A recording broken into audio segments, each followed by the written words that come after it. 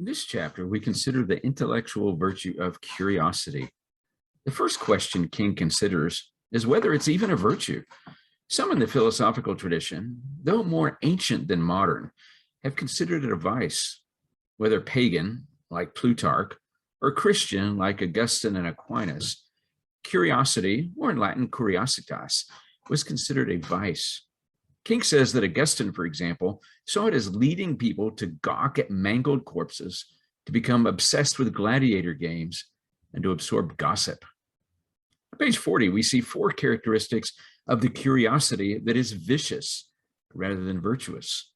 It is wanting knowledge about things that are in principle beyond our grasp, about things that are none of our business, to the detriment of our other obligations, through inappropriate means, and in order to revel in our own accomplishments. As you consider that list, do you see how this picture of the practice of curiosity is less than virtuous? King recognizes the case made by the ancients, but ends up classing their approach to curiosity as striking against the excesses and deficiencies, the misfires of the true virtue. In fact, King turns to it first in this book because he considers it to be the centrally motivating intellectual virtue. The focus here is on that word motivating. Curiosity is the virtue that motivates us, that stirs us, that pushes us on toward the acquisition and proper use of knowledge and toward optimal reasoning processes. Because of curiosity, we want to know and understand things. The ancient critics of curiosity recognize the upside of gaining knowledge. Aquinas, for one, prefers the concept of studiousness, or in Latin, studiositas. If you want to follow up in the analysis of the ancient and modern takes on curiosity, I'd suggest Paul Griffith's book, Intellectual Appetite.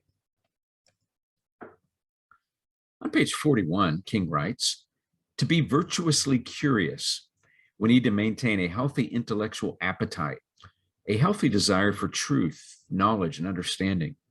This sort of curiosity is a mean between two extremes, the deficiency of indifference and the excess of gluttony.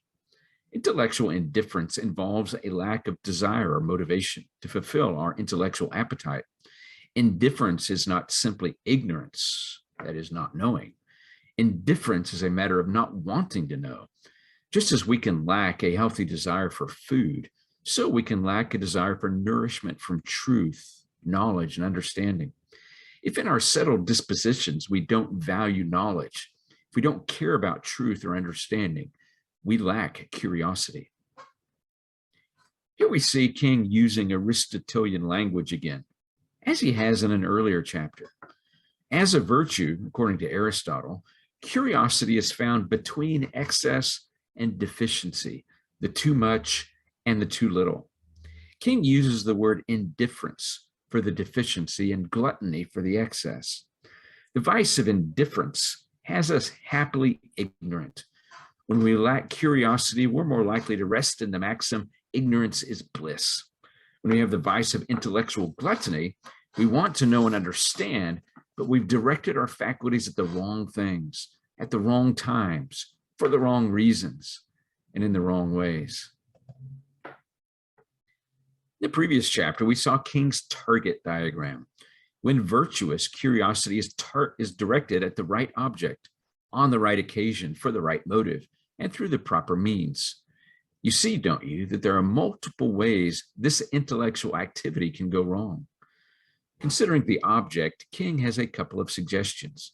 First, we need to aim to know things that are worth knowing. If, as he mentions, our desire is to know how many numbers are in the phone book, we're likely to be wasting our time with trivia. Maybe I should ask if his example is too out of date. Do people today still know what a phone book is? Second, on page 44, King provides some examples of questions we might ask. The questions in the right-hand column are better than those in the left-hand column.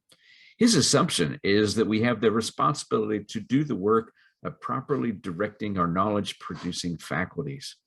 Questions on the right tend to focus on big picture issues that are central to our worldview.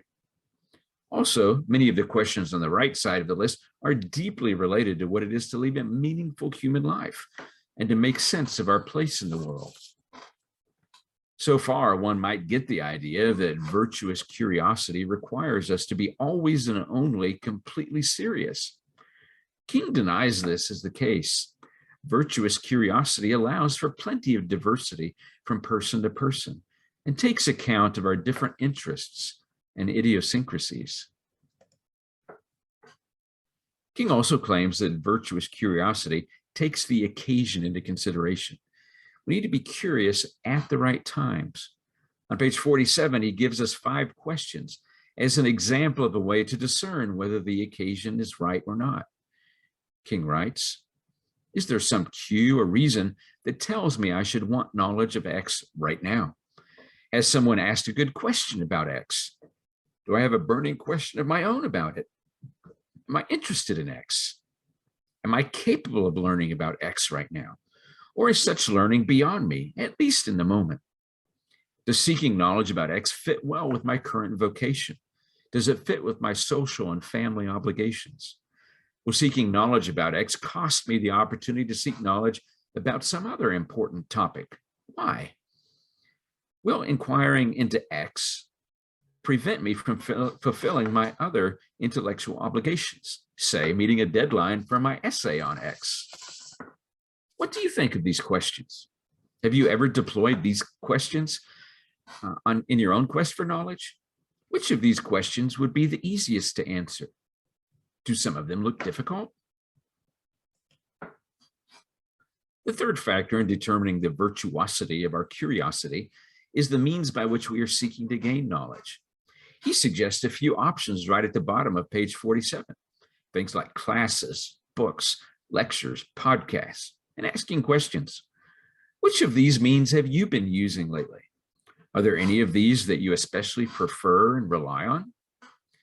King has an important observation at the top of page 48. He says, we need to choose ways of expressing our desire for knowledge that are suited to the knowledge we actually want. An example he gives is learning about the civil rights movement. If that's our desire, then asking questions about quantum mechanics is unlikely to help us achieve our objective. It's in this section that King develops the analogy between eating well, taking nutrition, and exercising our curiosity, our desire to learn. He has 2 main suggestions. First, we need to avoid junk food. On page 49, he says, we can distance ourselves from sources of empty knowledge and from low-value activities that fill the time we could otherwise use to consume valuable knowledge. For instance, we might delete distracting apps from our smartphones or block mindless websites from our browsers. The second suggestion is positive. We can change our habits during moments of boredom. Boredom is real in our wealthy society. Most of us don't have to spend every moment of every day working to just survive. We have free moments throughout the day. We have times of waiting. How are we using those times? Are there ways like carrying a book around that can help us turn times of boredom into times of learning? The final component of virtuous curiosity is having the right motives. If our motives are showing off or demonstrating our superiority, we'll likely go wrong. There are many right reasons to desire knowledge in general and to seek knowledge in particular. As you consider your own quest for knowledge, what are some of the motives that drive you to learn and to understand?